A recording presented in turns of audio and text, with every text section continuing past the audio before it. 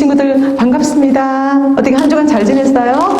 우리 친구들 너무 보고 싶었어요. 우리 함께 예배 자리에 나온 친구들, 또 영상으로 드려지는 친구들, 우리가 온 마음을 다해서 하나님을 예배하는 시간이 되었으면 좋겠어요. 자, 우리 오늘 에베소서 1장 7절 말씀인데요. 한번 볼까요? 우리 큰 목소리로 한번 읽어보겠습니다. 시작! 그의 피로 말미암아 속량 곧 죄사함을 받았느니라. 에베소서 1장 7절 말씀이에요. 여러분, 제목이 아까 뭐였죠?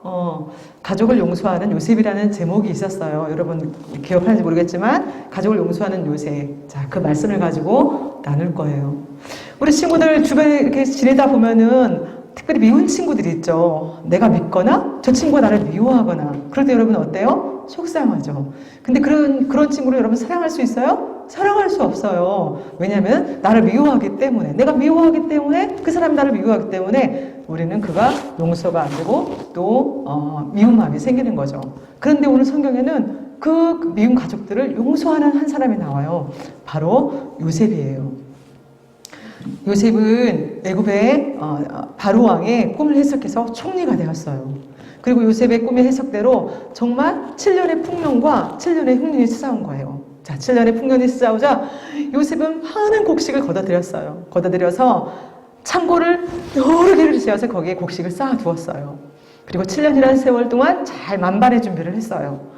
7년의 풍년이 지나가자 7년의 흉년이 찾아왔어요. 이제는 더 이상 먹을 것이 없었어요.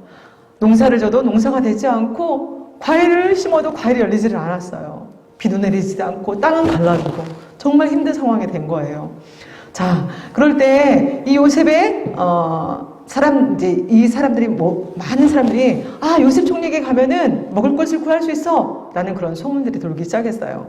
정말로 많은 사람들이 요셉에게 찾아가서 음식을 또 식량을 구했어요. 근데 거기에 한 10명의 형제들이 온 거예요. 누구죠? 요셉의 바로 형들이었어요.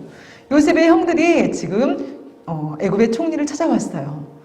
형들은 어디 살죠, 여러분? 가나안 땅이라는 살아요. 아주 먼 도시예요. 먼 나라인데 그 먼 나라에서 아버지 야곱이 얘들아, 애굽에 가면은 지금 먹을 것이 있다고 하더라. 너희들이 지금 빨리 가서 애굽에서 먹을 것을 좀 구해와라. 식량을 좀 구해와라 라고 하면서 요셉의 형들을 보낸 거예요. 이 요셉의 형들이 10명이 지금 누구 앞에 있어요? 요셉 앞에 있어요. 그런데 요셉을 알아볼 수가 없어요. 왜냐하면 요셉은 지금 39살에 아주 늠름한 아저씨가 되었기 때문이에요. 여러분, 형들과 요셉이 헤어질 때가 몇 살이었어요? 10대였어요. 10대에서 지금은 정말 건장한 아저씨가 된 거예요. 아무도 요셉을 자기의 동생인지 알아보지 못했어요. 자, 이 형들이 요셉에게 넙죽 절을 냈어요. 저희가 먹을 것을 구하러 왔습니다 라고 얘기한 거죠. 하면서 엎드렸어요. 그때 이 요셉이 얘기하는 거예요. 너희들 이 나라를 정탐하러 온 것 아니냐? 라고 얘기를 했어요. 요셉은 마음속으로 형들을 보면서 내심 형들이 왔구나 생각을 했지만 겉으로는 화가 난 표정으로 너희들 이 나라를 정탐하러 왔지? 너희들 스파이지? 라고 얘기를 하는 거예요. 자, 형들은 정탐꾼 어떻게 해요? 그 나라를 정탐하는 사람들은 붙잡히면 죽임을 당해요. 사형을 당하는 아주 무시무시하죠. 죽을 수도 있는 상황이 생긴 거예요. 아주 무시무시한 상황이 생긴 거예요. 이제는 형들 마음에 두려운 마음이 생겼어요. 자, 그때 형들이 얘기했어요. 아닙니다. 저희들은 절대로 저희가 정탐하러 온 것이 아니라 저희들은 우리 10명이 다 한 형제입니다. 한 아버지 밑에서 태어났어요. 우리에게는 원래 12명의 형제가 있었는데 한 명은 아버지 베냐민이라는 동생은 아버지와 함께 했고 또 한 동생은 죽었습니다. 동물에게 찢겨 죽이고 이제 10명이 이렇게 저희가 가나안 땅에서 여기까지 와서 식량을 구하러 왔습니다 라고 얘기를 했어요. 요셉은 믿지 못하겠다는 듯이 엄하게 말했어요. 너희가 정말 정탐꾼이 아닌 것을 그러면 증명해야 한다. 너희 중에 하나가 가서 막내를 데리고 와라. 그리고 그가 돌아올 때까지 나머지는 감옥에 갇혀 있게 될 것이다. 만약 그렇지 않다면 너희들은 정탐꾼이 틀림없다. 라고 얘기를 하는 거예요. 형들은 사흘 동안 하루 이틀 3일 동안 왕궁의 감옥에 갇혀 있었어요. 그리고 요셉 앞에 다시 나오게 됐어요. 넘겨볼게요.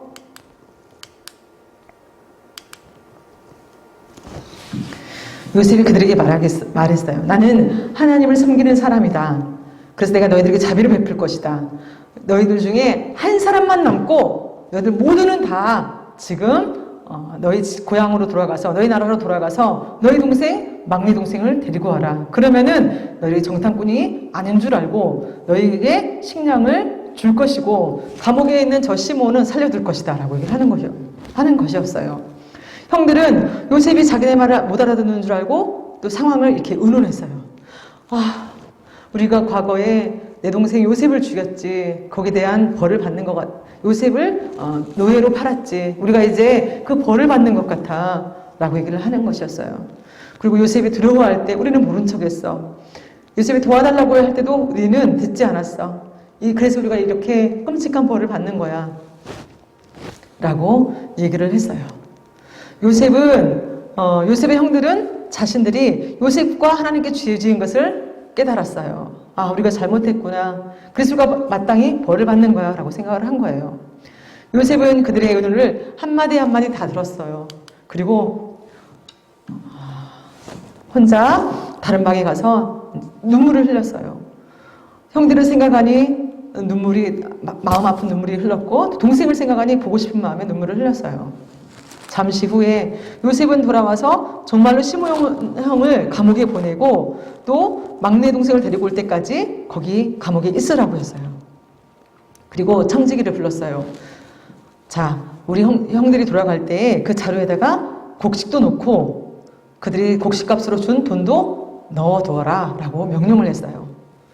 시몬을 남겨두고 형들은 혼란스러운 마음으로 집을 향해 갔어요. 그리고 어떻게 하면 아버지를 설득해서 베냐민을 데리고 올 것인가 고민을 했어요. 자, 형제들은 길을 가다가 잠시 멈추었어요. 나귀에게 먹이를 주기 위해서예요. 그래서 형들은 곡식자루를 열었어요. 근데 이게 웬일인가요? 분명히 곡식값으로 지불했던 돈이 그 자루에 그대로 있는 것이었어요. 형들은 점점 더 두려운 마음이 생겼어요. 하나님이 그들의 죄 때문에 지금 자신들을 벌하신다고 확신했어요. 형들은 이제 집에 도착했어요. 그리고 아버지 야곱에게 지금까지 있었던 모든 일들을 말해 주었어요. 얘기했어요. 아버지, 그 땅의 총리가 우리를 정탐꾼이라고 말을 했어요. 그리고 우리를 고소했어요. 우리가 아무 일이 아니라고 해도 듣지 않았어요. 그러면서 하는 말이 막내 동생 베냐민을 데리고 오면은 감옥에 있는 시몬을 살려줄 것이고 또 곡식을 주겠다고 했어요. 라고 얘기하는 거예요. 그 얘기를 듣자 야곱이 소리를 쳤어요. 너희들이 시몬도 감옥에 갇히게 하더니 이제 막내 아들 베냐민까지도 지금 내게서 빼앗아 가려 하느냐? 절대로 그렇게 할 수가 없어. 안 돼. 절대로 안 돼. 형제들은 더 이상 아버지를 설득할 수가 없었어요. 시간이 지나자 이제 애굽에서 가져온 곡식이 다 떨어졌어요. 다시 온 가족이 쫄쫄 굶게 되었어요. 배가 고파요. 야곱은 아들들 다시 불렀어요. 너희들 가서 애굽에 가서 식량을 사오너라. 그때 유다가 말했어요. 아버지, 애굽의 총리가 말하기를 너희 막내 동생 베냐민을 데리고 오지 아니하면 너희들은 곡식을 더 이상 받을 수도 없고 너희들의 형제인 시몬도 데리고 갈 수가 없다라고 얘기를 했어요. 베냐민을 데리고 가야 양식을 살 수 있어요 라고 유다가 얘기했어요. 가족을 기근에서 살리려면 선택의 여지가 없다는 것을 이제 야곱은 알게 되었어요. 그래서 마지못해 자기가 사랑하는 베냐민이 가도록 허락했어요. 그리고 그뿐 아니라 총리에게 줄 선물과 또 곡식에 대해서 지불할 수 있도록 충분한 돈도 주었어요. 베냐민이 떠나는 것을 보는 야곱의 마음이 아팠어요. 야곱은 어쩌면 내가 내 막내 아들 베냐민을 잃을 수도 있겠구나라고 생각을 했어요. 자, 애굽에 도착을 했어요. 형제들은 애굽에 도착해서 요셉의 집에 들어갔어요. 요셉의 집에 이르자 이제 형들은 걱정이 되었어요. 돈을 훔쳤다고 고소당할 수도 있다는 생각에 두려운 마음이 들었어요. 그들은 청지기에게 곡식값을 치르려고 했었다고 애써 설명을 했어요.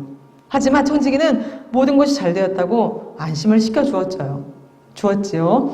자, 시몬이 감옥에서 풀려났어요. 그리고 요셉의 집에 있자 형들은 더욱 안심이 되었어요. 요셉이 도착하자 그들은 선물을 내밀었어요. 그리고 요셉에게 절을 했어요. 요셉은 그들의 아버지가 잘했는지 안부를 묻고 베냐민을 또 소개를 받았어요. 막내 동생을 만나게 되자 요셉의 눈에는 눈물이 고였어요. 요셉은 다른 방으로 가서 눈물을 흘렸어요. 요셉이 돌아오자 식사가 차려졌어요. 그런데 이게 웬일일까요? 놀랍게도 형제들은 형부터 동생 나이 순서대로 앉게 된 거예요. 아니, 어떻게 알았지? 우리가 큰형이 누구이고 막내 동생이 누구인지 순서대로 어떻게 알게 했지? 라는 생각이 들었지만 어찌됐든 간에 요셉이 차려준 맛있는 음식을 먹었어요. 요셉은 특별히 베냐민에게는 더 많은 음식을 주었어요. 총리의 친절한 대접을 받은 형들은 깜짝 놀랐어요. 왜냐하면 자신들은 결코 친절을 받을 자격이 되지 않았기 때문이에요. 자기들이 요셉에게 한 행동이 있었고 말이 있었기 때문에 그들은 친절을 받을 자격이 없다고 생각을 했어요. 그러나 요셉은 진심으로 하나님의 사랑과 친절을 형들에게 베풀었어요. 자, 식사를 마쳤어요. 형제들은 아버지가 준 돈을 내고 자리에 과세 곡식을 담았어요. 요셉은 형들 몰래 청지기를 불렀어요. 자, 돈을 자루에 넣고 또 은잔도 베냐민의 가방에 넣어라. 베냐민의 자루의 입구에 넣으라고 지시를 했어요. 애굽에서 하룻밤을 머문 형제들, 이제 다시 고향으로 갈 준비를 하고 있어요. 아침 일찍 일어나서 가나안을 향해 아침 일찍 출발을 하기로 결정을 하고 이제 마음에는 기쁨이 가득 찼어요. 왜냐하면 가족, 형제들 모두가 함께 있고 또 많은 곡식이 있기 때문이에요. 형들이 이제 걸기 시작했어요. 열심히 걷고 또 걸었어요. 그때 애굽 국경을 막 떠나려 할 때 그들은 한 사람한테 쫓아오는 것을 발견했어요. 바로 요셉의 청지기였어요. 잠깐만! 거기서! 무슨 일일까요? 형들은 깜짝 놀랐어요. 뒤를 돌아봤어요. 보니 요셉의 애굽 총리의 청지기였어요. 어떻게 너희들이 내 주인에게 선을 악으로 갚을 수가 있지? 너희 중에 우리 주인의 은잔을 훔친 게 틀림없어! 라고 얘기하는 거예요. 이 말에 형들이 충격을 받았어요.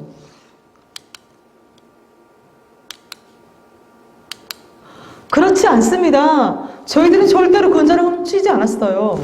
그래서 큰형부터 가방을 열었어요. 자루를 다 여는데 아이고, 이게 웬일인가요? 마지막 베냐민의 가방에서 그 은잔이 나온 거예요.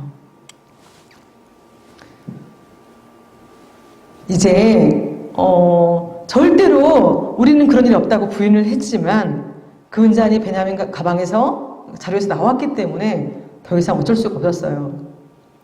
그들은 다시 두려워 떠는 마음으로 애굽으로 다시 돌아왔어요. 총리 앞에 이르렀어요. 형들은 얼굴을 땅에 대고 요셉 앞에서 떨었어요. 요셉이 엄하게 물었죠. 너희들 어떻게 이런 나쁜 짓을 할 수 있지? 너희가 언제나 훔쳤는지 내가 모를 줄 알았느냐? 유다가 형제들을 대표해서 얘기했어요. 우리는 죄가 없습니다. 그러나 그것을 증명할 방법이 없네요. 이제 우리가 할 일은 당신의 노예가 되겠습니다. 라고 얘기했어요. 그때 총리가 아니다. 너희 모두가 노예가 되는 일은 없다. 너희 중에 한 명, 나의 은잔을 훔친 사람만이 나의 노예가 될 것이다. 라고 하면서 나머지는 다 돌아가라고 얘기하는 거예요. 그때 유다가 요셉에게 간청했어요. 저희가 이 베냐민을 데리고 올 때 너무 힘들었습니다. 아버지는 베냐민을 너무 사랑하세요. 근데 만약에 베냐민을 데리고 가지 못한다면 우리 아버지는 그만 죽고 말 것입니다. 슬퍼서 돌아가실 수도 있습니다. 라고 유다가 말했어요. 요셉은 유다의 얘기를 듣고 유다가 얼마나 달라졌는지 보게 되었어요. 과거의 유다 형은 자신을 상인들에게 팔자고 얘기했어요. 근데 그 유다 형이 지금 바뀌어서 어떻게 해요? 동생을 베냐민 동생을 감싸고 그를 데리고 가려고 하는 그런 모습을 보게 된 거죠. 요셉은 모두 애굽인들을 방에서 내보냈어요. 그리고 형들만 있게 되자 흐느껴 울었어요. 형님들, 제가 바로 요셉이에요. 형들은 깜짝 놀랐어요. 아니에요, 형들 겁내지 마세요. 저는 예전에 형들이 노예로 팔았던 형님들의 동생 요셉이에요. 그리고 겁내지 마세요. 나를 여기에 보내서 지금까지 여러 사람의 목숨을 살리게 하시고 또 우리 가족을 살게 하시기 위하여 저를 이곳에 하나님이 보내셨어요. 그리고 제가 여기서 애굽 총리가 있으면서 또 우리 가족에게 먹을 수 있고 또 형들을 챙겨줄 수 있도록 하나님께서 저를 이곳에 총리로 세워주시고 여러분 우리 가족들을 살릴 수 있도록 도와주셨어요. 요셉은 그들이 했던 잘못에도 불구하고 형들을 용서했어요. 형들이 저지른 잘못에도 불구하고 요셉은 형들을 용서하고 또 앞으로 자신의 계획을 말해주었어요. 형님들, 지금 빨리 고향으로 가세요. 빨리 가나안으로 돌아가세요. 그리고 아버지를 데리고 오세요. 그리고 내 얘기를 해주세요. 그리고 앞으로는 제가 아버지를 모시고 형들을 모시고 이곳 애굽에서 살게 될 거예요. 제가 형들을 책임지겠어요. 내가 돌보겠어요. 라고 얘기하는 거예요. 형들은 정신이 아찔했어요. 왜냐하면 요셉 동생이 살아있고 성공했으며 게다가 자신들에게 복수할 생각이 없는 거예요. 요셉의 형들은 자격이 없음에도 불구하고 완전히 용서를 받았어요. 다시 만난 형제들은 여러 번 눈물을 흘리고 껴안은 후에 기쁜 마음으로 서둘러 아버지가 있는 가나안 땅으로 돌아갔어요. 그리고 요셉은 형들이 돌아갈 때 많은 곡식과 돈과 옷과 마차와 나귀들을 선물로 보냈어요. 가나안에 도착한 형들은 아버지에게 이 놀라운 소식을, 기쁜 소식을 전해주었어요. 아버지, 요셉이 살아있어요. 요셉이 바로 애굽의 총리가 된 거예요. 야곱은 믿을 수 없었지만 그들이 가져온 선물을 보았을 때 비로소 그 말을 믿을 수가 있게 되었어요. 야곱과 그 가족은 이사를 하기 위해서 짐을 꾸렸어요. 자, 죽은 줄만 알았던 이 요셉이 살아있다는 말에 야곱은 얼마나 기뻤을까요? 얼마나 감격했을까요? 그리고 그 이후로 이제 야곱은 요셉과 함께 애굽에서 17년을 살았어요. 그리고 세월이 흐르고 나이가 들어서 야곱은 죽게 되었어요. 야곱이 죽자 형제들은 걱정이 되었어요. 이제 아버지가 죽었으니 요셉이 복수할 수도 있어. 우리에게 해코지를 할 수도 있어 라고 생각을 했어요. 그것을 안 요셉은 형들을 안심시켰어요. 형님들 두려워하지 마세요. 형님들은 저를 노예로 팔고 죽이려고 했지만 저는 하나님께서 그것을 선으로 바꾸셨습니다. 요셉은 하나님이 그의 자녀들을 돌보심을 형들이 알기를 원했어요. 여러분 그거 아세요? 하나님은 최악의 상황에서도 그 모든 상황을 선으로 바꾸실 수 있는 전능하신 하나님이세요. 자, 우리 친구들, 예수님을 믿는 친구들이라면 하나님의 사랑으로 다른 사람을 용서할 수 있어야 해요. 우리 인생에서 왜 이러한 알 수 없는 일들이 일어나는지 이해가 안 될 때도 있고 또 어떻게 해요? 어떤 학교에 가야 하고 또 가족이 새 도시로 이사해야 하는 그런 이해할 수 없는 일이 생길 때도 있어요. 마치 요셉처럼 말이에요. 그러나 일어나는 일들은 때로 불공평하고 올바르지 않게 보일 수도 있지만 하나님은 여전히 여러분을 사랑하시고 여러분보다 앞서서 여러분의 삶을 이끄시고 인도하신다는 사실을 여러분 기억할 필요가 있어요. 우리 로마서 8장 28절에 이런 말씀이 있어요. 하나님을 사랑하는 자, 곧 그의 뜻대로 부르심을 입은 자들에게는 모든 것이 합력하여 선을 이루느니라 라고 말씀하고 있어요. 우리 친구들 삶에서 하나님이 그 계획을, 하나님의 뜻하신 계획들을 이루어 주세요. 하나님은 여러분이 그저 예수님을 믿고 따르기를 원하시지요. 우리 친구들, 자, 우리 친구들도 마음속에 미워하는 사람이 있을 수 있어요. 그리고 또 어때요? 그 친구가 용서가 안 돼요. 그런데 예수님께서 우리를 용서하신 것처럼 우리는 여전히 죄인이지만 우리 모든 죄를 위해 예수님이 십자가에 달려 죽으신 것처럼 우리가 그 예수님의 사랑을 안 이상 우리들도 다른 사람을 용서할 수 있어야 해요. 성경에 보니까 예수님을 따르던 한 사람이 나와요. 바로 누구냐면 베드로라는 제자예요. 베드로는 정말 예수님을 사랑했어요. 예수님, 저는 예수님이 죽는다 해도 저는 예수님은 그 죽음까지도 따라갈 수 있습니다 라고 고백할 정도였어요. 예수님을 위해서라면 죽을 수도 있어요 라고 말하는 제자였단 말이에요.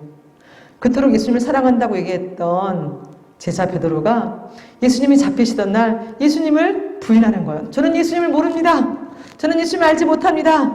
예수님 나와 아무 상관이 없습니다 라고 예수님을 3번씩이나 부인하는 장면이 나와요. 여러분, 예수님 마음이 어땠을까요? 그런데 성경에 보니까 예수님이 그 제자 베드로를 용서하시는 장면이 나와요. 우리 친구들, 예수님께서 그 제자 베드로를 용서하시고 베드로에게 힘을 주시고 다시 베드로가 하나님의 일을 할 수 있도록 도와주시는 그런 장면이 나와요. 우리 친구들도 여러분들을 힘들게 하고 여러분들에게 정말 괴로움을 주었던 그런 사람들을 용서하시기를 바라요. 예수님처럼 예수님이 하신 대로 우리들도 그 누군가를 용서하고 품을 수 있는 친구들이 되었으면 좋겠어요. 요셉은 하나님의 사랑으로 형제들을 용서했어요. 성경은 요셉이 형제들에게 친절하게 말하며 안심시켰다고 말을 하고 있어요. 요셉은 형들과 형의 가족들을 돌보겠다고 약속했어요. 그리고 그 약속대로 정확하게 행했어요. 요셉의 형들은 자격이 없음에도 불구하고 그들이 완전히 용서받아 너무나 감사했을 거예요. 우리 친구들, 이 말씀처럼 하나님을 사랑하는 자, 곧 그 뜻대로 부르심을 입은 자들에게는 모든 것이 합력하여 선을 이룬다고 되어 있어요. 합력하여 선을 이루시는 하나님. 지금은 여러분들이 좀 힘들고 어려운 일이 있다 할지라도, 지금 이해되지 않은 상황에 처했다 할지라도 하나님은 그 모든 것을 합력하여 선을 이루신다는 사실을 여러분 믿으셔야 해요. 그리고 요셉이 정말 감옥에 있을 때라도, 또 요셉이 또 노예로 팔릴 때라도 그 모든 상황 속에서 하나님을 바라봤던 것처럼 우리 친구들이 지금 힘들고 어려워도 하나님을 바라보고 하나님을 의지하고 하나님과 함께 그 모든 상황들을 또 선을 이루시는 그 하나님으로 인하여서 우리는 기쁘게 살아갈 수가 있게 되는 거예요. 우리 친구들 한 주간도 오늘 말씀 기억하시고 정말 나를 힘들게 한 사람을 용서하시고 주님이 주시는 기쁨과 평화를 누리며 살아가는 한 주간이 되었으면 좋겠어요. 우리 친구들 사랑하고 또 한 주간 그렇게 잘 지냈으면 좋겠어요. 기도하겠습니다. 하나님 감사합니다. 하나님 오늘 말씀처럼 정말 요셉이 정말 자신을 죽이려고 했고 자신을 또 노예로 팔아버린 형들을 만났을 때 정말 하나님의 마음으로 예수님의 마음으로 그들을 용서하는 모습이 나옵니다. 하나님, 요셉이 그들을 용서할 수 있었던 것처럼 또 예수님이 제자 베드로를 용서하신 것처럼 우리들도 미워하는 사람을 정말 그러한 사람들을 용서할 수 있는 마음을 허락해 주세요. 한 주간 살아갈 때 예수님의 마음을 품고 살아갈 수 있도록 도와주시고 그래서 우리가 정말 모든 사람과 더불어 화목하게 하시고 또 평화를 누리며 살아갈 수 있도록 주님 축복해 주세요. 이제 개학이 곧 시작될 텐데 하나님 우리 친구들 학교에서나 어디서나 늘 하나님을 기억하며 하나님 앞에 기도하며 또 친구들과의 관계, 선생님과의 관계를 이어갈 수 있도록 도와주시고 또 무엇보다도 하나님께서 우리 사랑하는 친구들 붙잡아 주셔서 무엇보다도 하나님 예배할 수 있는 우리 친구들 될 수 있도록 주님 인도해 주세요. 한 주간 우리 선생님들과도 함께하여 주시고 또 늘 주님을 기뻐하며 또 살아갈 수 있는 우리 친구들 될 수 있도록 은혜 주시기를 원하고 모든 말씀 살아계신 예수님의 이름으로 감사하며 간절히 기도 올려드립니다. 아멘. 우리 친구들 한 주간 잘 지내요. 안녕.